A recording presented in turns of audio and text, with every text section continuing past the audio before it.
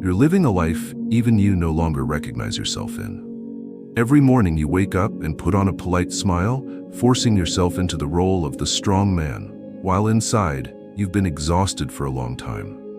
You endure a cold marriage, a job that drains you dry, a family where you're just a shadow. You don't let go, not because you love or need it, but because you're afraid. Afraid of losing the role, afraid of being seen as a failure, afraid of facing yourself and not knowing who you are without those labels. But what you're clinging to, is it even alive anymore? Or has it long since decayed, with only your stubbornness refusing to admit it? If what I just said makes your chest feel heavy, then this video is for you. I won't comfort you, I won't say nice things, but I will tell the truth, the kind of truth you can't run from anymore. Watch it to the end. Because maybe, just maybe, these 15 minutes will be the beginning of a freer you, a stronger you, and a version of you that's truly alive. Before we begin, don't forget to subscribe and like if you're new here. It helps me keep bringing you more valuable content.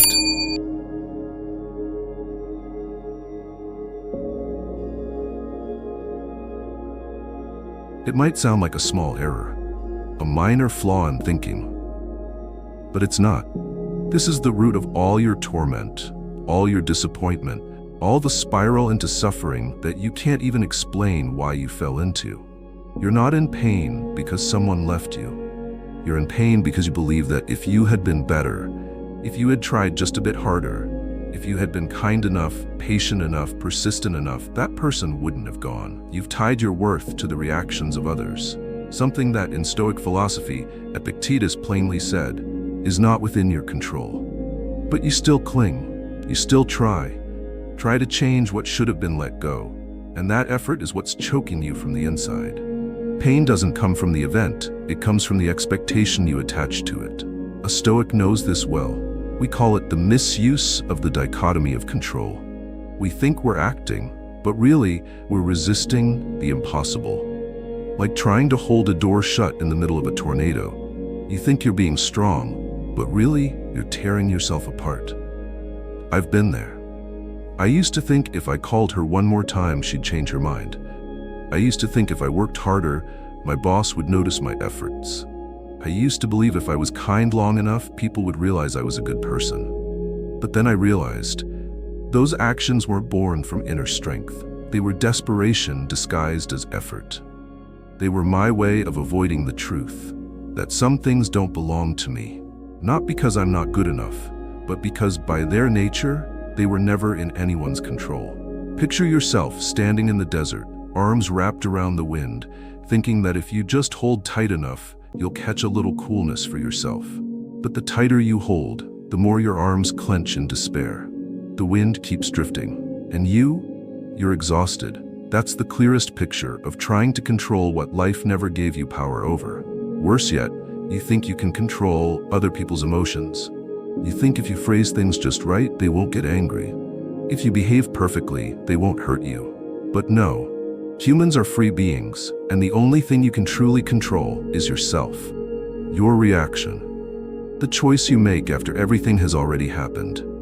Not the act of preventing those things from happening. A Stoic doesn't tense up to resist the wave. He learns to ride it. He doesn't suppress emotion. He trains himself not to be ruled by it. He doesn't live hoping others will change. He lives by the power of choosing how he responds. So why are you still in pain? Because you haven't accepted the truth that you are not the center of the universe. You're not the main character in someone else's life. And no one, I repeat, no one owes you an explanation, an apology, or a perfect ending to make you feel better. Many people fear letting go means giving up. But no. Letting go means accepting the truth. It means returning to reality, even when it's unpleasant. It means stopping the cycle of living on expectations. It means stopping the illusion that you can change the weather by frowning at the sky. You might feel hurt hearing all this. You might feel like a failure. But trust me, that's when you're waking up. That's when you're abandoning an illusion to take your first step into freedom. Stoicism doesn't teach you to be numb. It teaches you to see clearly what deserves your energy and what's only draining you because you've placed your locus of control in the wrong place. It's awakening without meditation. It's a slap to your delusion, so you can finally start to live. And from this point, only now can we move forward. Because after facing what you can't control, the real question is, so what is within your control? And that's exactly what I want to tell you next.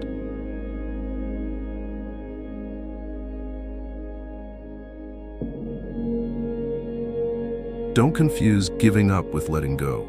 Letting go doesn't mean you stop trying. It means you stop resisting reality. You stop wasting even a single drop of energy on something you cannot change, cannot control, cannot save. People often think, I have to try to the very end. If I let go, I'm a failure. But the truth is, some battles only drag you deeper the more you fight. Like sinking in wet sand, the more you struggle, the faster you drown. A wise man isn't someone who wins every fight. He's someone who knows when to walk away so he can preserve himself. In Stoicism, letting go isn't seen as negative. It's the shift back to the only route you truly control, yourself. Epictetus once said, if something is outside your control, it does not belong to you. That's not just abstract philosophy. It's a core principle for living. It's how Stoics choose to protect their inner peace instead of chasing illusions. You're trying to salvage a relationship that's already rotten. The other person no longer loves, no longer respects, no longer stays with their heart, yet you cling to old memories, distant promises, as if they still hold value in the present. You believe sincere love can change everything, but you forget, love only matters when it's held by both. And when one person lets go, love, if you keep holding on, becomes nothing but one-sided suffering. You don't need to forgive anyone if you're not ready, but you must free yourself from that spiral. That's the kind of letting go Stoicism calls for. Letting go of resentment, of stubbornness, of control. Not because you're weak, but because you deserve to live the rest of your life with inner freedom. At first, letting go will hurt like hell, like cutting loose a rope you've gripped for far too long. Your hands shake, your chest tightens, your whole body reacts like you're doing something wrong. But then you'll realize, the moment you let go is the first time you've truly breathed, truly looked around, truly seen that all this time you weren't living, you were just straining to keep alive an illusion that died long ago. I know men who, after divorce, didn't just lose their wives, they lost their very sense of self. They didn't just lose a family, they lost the belief that they still had worth. But what really broke them wasn't the wife, it was the image of themselves as husband, father, provider, roles they'd glued their identity to. And when that image shattered, they no longer knew who they were. That's the illusion of ego, one of the deepest reasons why people can't let go. Letting go at this point isn't just an action, it's the beginning of reclaiming your being. It's the first step out of your old role to ask yourself a question that seems simple but most never dare to face. Who am I when everything I used to cling to no longer defines me? In Stoic philosophy, this is called returning to reason, the one thing no one can take from you unless you surrender it yourself. When you no longer cling to outcomes, no longer depend on other people's reactions, you start acting from true inner strength. No praise needed, no validation. No one has to walk beside you. You move forward anyway, because you know it's the right path and you are 100% responsible for yourself. And once you reach that state, you no longer need to let go, because you were never holding on in the first place. You act without attachment. You love without clinging. You live without demanding the world to align with your expectations. It sounds distant, but every one of us can start today. With one simple act, look at what you're trying to control and ask yourself, is this within my control? If not, let it go. And when you finally let it go, you'll discover something miraculous. You haven't lost a part of yourself. You've regained a piece you'd long forgotten, the part of you that knows exactly who you are, what you want, and doesn't need the world's agreement to live in alignment with that truth. And once you begin to see that, you'll also be clear-eyed enough to face another truth. Deeper, more frightening. It was you, not anyone else, who gave others the power to hurt you all this time. And that's what I'll talk to you about next.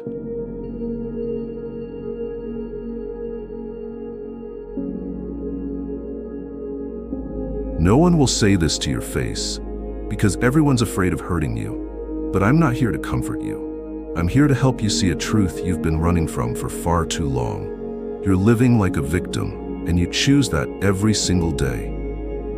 You're clinging to something you know is already dead. A relationship as cold as stone. A job that no longer makes you feel like you matter. A dream born from a former self, no longer right, no longer true, yet you hold on to it as if letting go means losing your entire identity. You say, I don't know where to start over. But the issue isn't where to begin. The issue is that you refuse to end. You fear the ending. You're afraid to admit you were wrong, that you bet on the wrong thing, that you took the wrong path. And so you keep living inside the corpse of something that was once beautiful, but now is just a hollow shell, rotting from the inside out. The Stoics call this attachment to things that do not belong to our nature. You can't distinguish what is yours, meaning what lies within your reason, your virtue, from what is external, possessions, status, reputation, affection, recognition. You tie your self-worth to things outside your control, then chain yourself to them like a dog tethered to a burning post. You're not in pain because that person left. You're in pain because you believe, I'm the one who was abandoned. You're not devastated because you lost your job. You're devastated because you think I'm a failure. You turn events into identity. You turn circumstances into definition. And you live like a character stuck in a tragedy. The lone victim, powerless to read the script. I know, your mind might be screaming, no, I didn't want this. But think about how many times did you have a chance to walk away, and you didn't? How many warnings flashed right in front of you, and you ignored them? How many times did you choose silence, chose endurance, chose to shut your eyes and drag out something you knew no longer represented who you are? You were complicit, no one else. I once stayed in a relationship just because I was afraid of being alone. I once held on to a job that drained my spirit just because it gave me the label of successful. I once forced a smile every day to hide a soul that had withered long ago. And I kept telling myself, maybe I just haven't tried hard enough. No, I tried too damn hard. What I lacked wasn't effort, it was the courage to let go. Let go of a house already burned down. Let go of a person who already walked away. Let go of an outdated version of myself. Stoicism doesn't tell you to be ruthless, it tells you to be decisive. Don't live in illusion. Don't sacrifice the present just to cling to broken shards of the past. The more you hold on, the more you bleed. The tighter you grip, the more you shrink yourself into a helpless character in your own story. You weren't born to be a victim, you were born to choose. Always. Even in pain. Epictetus once said, no one can hurt you unless you allow it. That line, if you sit with it long enough, will sting in your chest. Because you'll see just how many things you've allowed, far beyond your control, to march in and tear you down. And the most painful part is, you knew it, but you didn't dare look it in the eye. You made excuses, you blamed others, you kept yourself busy to avoid thinking. But at night, alone with your pillow, the truth still screams in your head like a cold roar. I'm living like someone without a choice. But you do have a choice. You always have. Stoicism doesn't ask you to fake positivity. It gives you a choice. Either keep living as a ghost of your past or have the guts to face reality and rise. No drama needed. No grand declarations, just quietly untie the rope you've wrapped around your own neck for years. I'm not promising the road ahead will be easy, but I promise you this, it will be real. Because for the first time, you'll be living not to please anyone, not to play out a role that's already fallen apart, but to return to who you really are. And from that moment on, you'll begin to see the pain you've carried all this time didn't come from others. It came from giving away power that was never theirs to hold. And that very act of giving away your power is exactly what I'll talk to you about next. This isn't just a video. This is the reminder you needed today. Hit subscribe and like if you want someone in your corner, pushing you to live by your real values.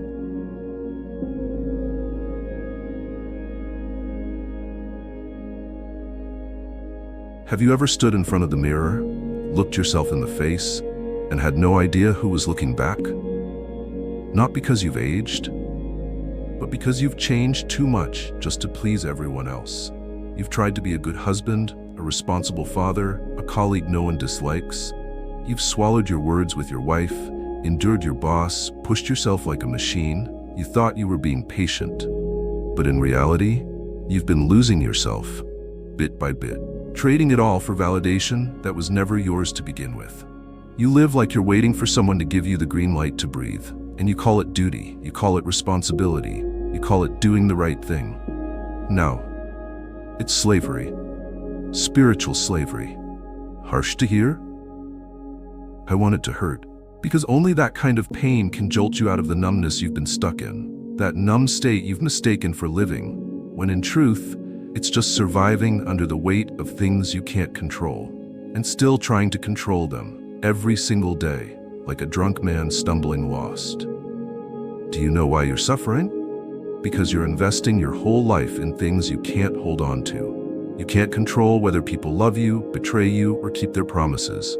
You can't control the market, other people's emotions, or who stays and who leaves your life. You suffer because you keep trying to control all of that. Epictetus said, in every circumstance, the only thing you truly own is your ability to choose.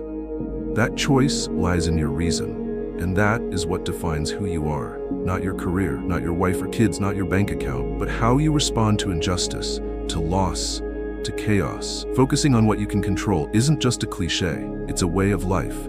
It's the sword that cuts through every illusion, and the armor that lets you walk through adversity without collapsing. Here's a real example. Your wife no longer respects you like she used to. You've done everything, stayed quiet, been patient, bought gifts, changed yourself. But the more you try, the more distant she becomes. You feel powerless. But are you really? No. You still have one thing, the choice to keep your dignity. The choice not to beg, not to trade your self-worth for cheap scraps of attention. Or you lose your job, your account's empty, you look at your child and feel ashamed. But ask yourself, have you truly lost everything? Or do you still have resolve, discipline, the ability to face the fire and act anyway? When you truly grasp the line between what I can control and what I must let go of, that's when you step into freedom. No more blame, no more obsessive worry, no more if only. Just one question each day. Am I using the one thing I truly control to the fullest right now? Marcus Aurelius, emperor of an empire, wrote in his journal, "You cannot control what happens, but you can control how you respond." And that's why he was one of the freest men in history. Not because he was king, but because he never let emotions, opinions, or injustice dictate his inner world. So if you're feeling exhausted, stop, right now. Pick up a pen. Draw a line down the middle of a page. On the left, list everything you cannot control. On the right, everything you can. And pour 100% of your energy into the right side. That's the beginning of a Stoic life. You'll be criticized, you'll be misunderstood, you'll get hurt, but you will no longer be a victim. You will be the man who chooses his own way in any circumstance. And the moment you choose like that, you'll stop trembling before chaos. Because you'll know you have one place no one can touch, yourself. And you'll start to realize you never needed to master the world to feel peace. You just needed to master yourself. Because that's the only thing that ever truly belonged to you.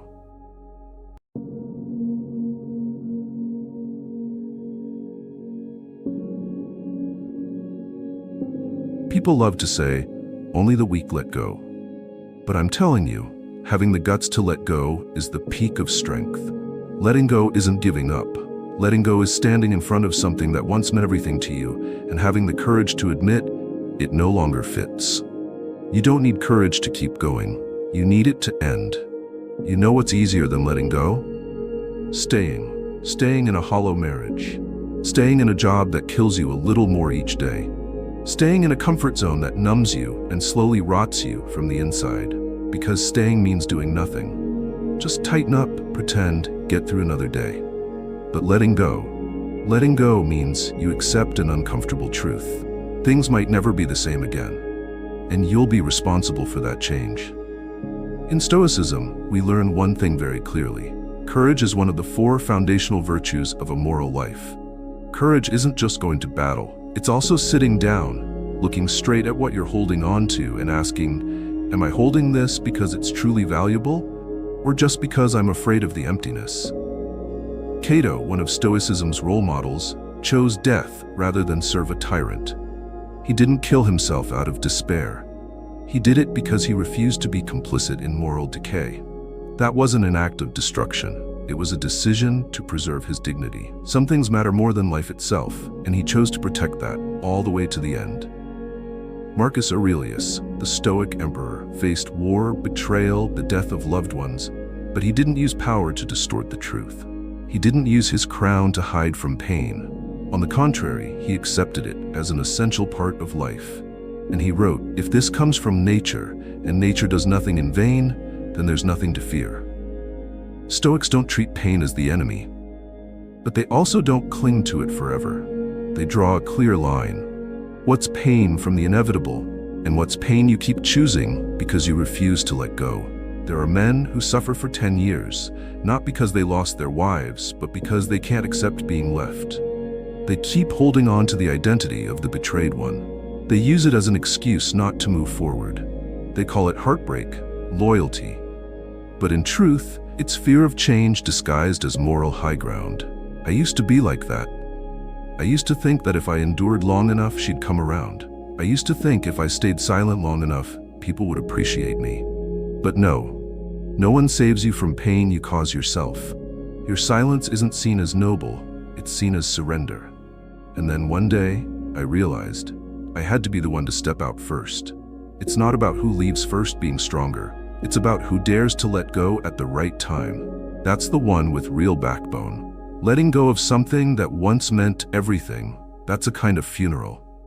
But that funeral needs to happen, so you can bury the past and live the rest of your life in your new truth. No one's asking you to feel happy about letting go. But you do need courage. Courage not to resist reality. Courage to stop cramming yourself into a role that no longer fits. Courage to say, I love this, but I won't let it define me forever. Letting go isn't because you didn't love enough. It's because you know love must come with wisdom.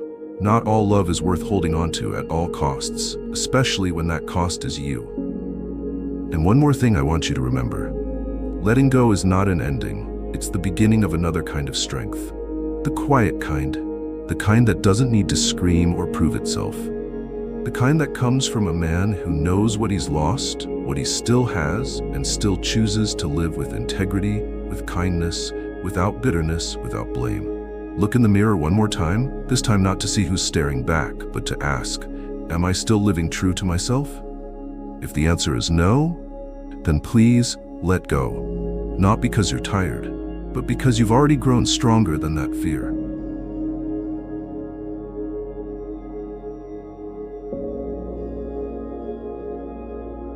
No one wakes up one morning and suddenly becomes a Stoic. No one goes from weeping over betrayal one day to calmly meditating like Marcus Aurelius the next.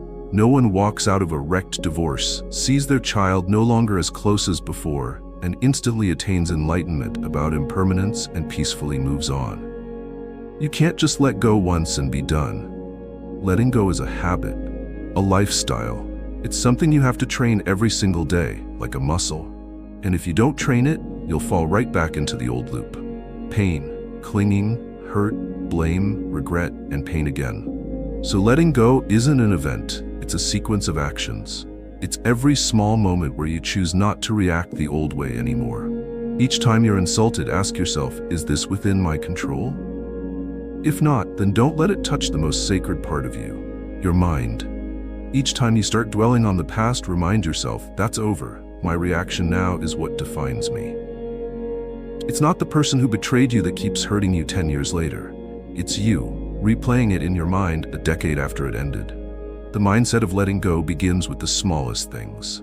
Stuck in traffic? Instead of losing it, you choose to listen to a podcast, breathe deeply, and think, this is part of life, I can't rush. Your kid won't listen? Instead of yelling, you choose to calmly teach again. Because you understand, I can't control my child's emotions, but I can control how I plant seeds of kindness. Job isn't what you hoped for? Instead of cursing it, you choose to return to building personal value. Because you know, careers may fluctuate, but the character I keep is mine to hold. The Stoics call this training the mind in the present. building the skill of choosing your response in each specific situation. Not letting emotion control reason. Not letting outcomes dictate your attitude. Not letting the past shape your present. You can practice the mindset of letting go with one simple morning exercise. 1. Sit down and list 3 things you can't control today. The weather, someone else's mood, an email from your boss. 2. Underline the one thing you can truly choose, your response. 3. Write one statement in your mind. I choose to control what I can and let go of what doesn't belong to me. Repeat that every morning, every time your mind wavers, every time you want to blame, complain, or cling to something just because it's familiar, and you'll notice, you begin to shift, not into someone detached, but into someone who clearly knows their limits, and from those limits, builds strength. You'll no longer feel the need to fight to be understood, no longer need to get it all out, no longer live to rewrite the past or force the future into your design. You'll have one job, act rightly in the present, and rightly, not by emotion, but by reason. The more you practice, the less you'll be ruled by things outside you. You'll see that peace doesn't come from everything going your way, but from even when it doesn't, I still command myself. One day, you'll pass your ex on the street, they'll look away, and you'll just nod, no bitterness, no regret, no need to explain. Because you know, the day you let go was the day you were set free. One day, you'll look back on a massive failure and just smile. It was an expensive lesson, but it was worth it. Because you no longer beat yourself up. You learned.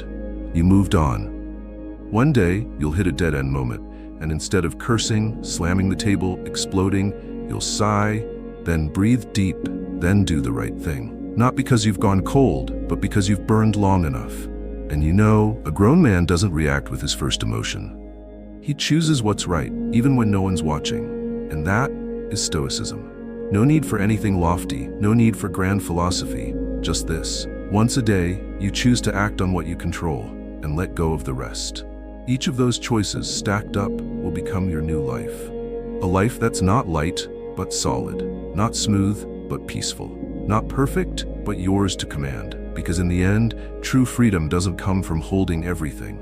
It comes from letting go of what's no longer in your hands.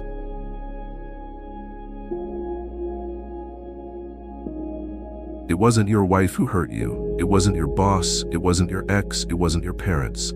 It was you. You were the one who handed them the knife and turned your back.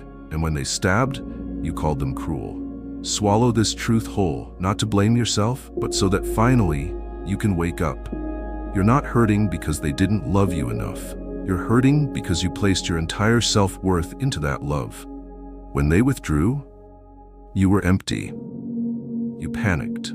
You fell into a hole, not because they betrayed you, but because you were never prepared for the possibility that you could still live without them. A Stoic doesn't live by believing life must always treat him kindly. He lives by being prepared. Everything external can be lost, and when it is, I still have myself. He doesn't invest his life in other people's emotions. He doesn't let his mood swing with every look, every word, every compliment, or every indifference. He rules his inner world. No one is allowed to trespass. Epictetus said, "The one who insults you only does so because you allow them to define your worth." And you allowed it, with your silence, by needing an apology to feel valuable, by waiting for someone else to love you before you dared to love yourself. You think you're loving someone, but you're not. You're begging them to confirm you're worthy of love. You think you're trying for your family, but deep down, you're searching for something to hold on to, because you're afraid of who you'll be if everything collapses. You think it's for your kids, but really, you're using your kids to justify why you won't walk away from a marriage that's already dead. That's the truth. Painful, but true. You gave others the power to make you happy, the power to make you sad, the power to tell you who you are. Every time you stayed silent through disrespect, you handed over power. Every time you didn't walk away from a toxic place, you handed over power. Every time you lived half alive just to be accepted, you handed over power. And every time you pulled out a piece of your soul and handed it to someone else to keep. Bit by bit, piece by piece, until you were no longer yourself, but a distorted version shaped by expectation, fear, and paralysis. So if today you're sitting there feeling drained, feeling like you've lost who you are, then stop and ask, what power have I given away? Who have I allowed to define who I am? Do I dare to take that power back, even if it comes at a cost? Taking back power doesn't mean fighting, breaking up, quitting your job. Taking back power means this: from now on, I don't let anyone but me decide how I feel about myself. You can still stay in the relationship, but not beg for love. You can still keep the job, but not trade your dignity for a promotion. You can still be a father, a husband, but still keep your identity, your freedom, your core self. Because now, you choose again. I am the master of my own mind. Stoicism doesn't say you must detach from life. It says, live in the world, but don't be dragged by it. Love, but don't lose your reason. Give, but don't demand something back. Be steady as stone, no matter how loud the storms scream outside. And that only happens when you take back your power. The power to rule, the power to define, the power to choose. From now on, don't wait for someone to treat you kindly before you feel worthy. Don't wait for others to accept you before you dare to live true. Don't wait for one more betrayal before you learn the lesson. You had the power all along. You just forgot you had it. And if you're trembling, unsure where to begin, then begin here. Write down the name of the person you've handed power to. Write down what you've allowed them to control. And write this sentence: I take that power back, starting today. No one else can do that for you. Only you and only you can save yourself. And that, my friend, is where the Stoic path truly begins. Not in books, but in the moment you dare to reclaim control from someone else's hands and place it right back where it belongs, inside you. Thank you for being here. If you found this video helpful, subscribe, turn on notifications, and like this video. Don't forget to leave a comment so we can spread positivity together.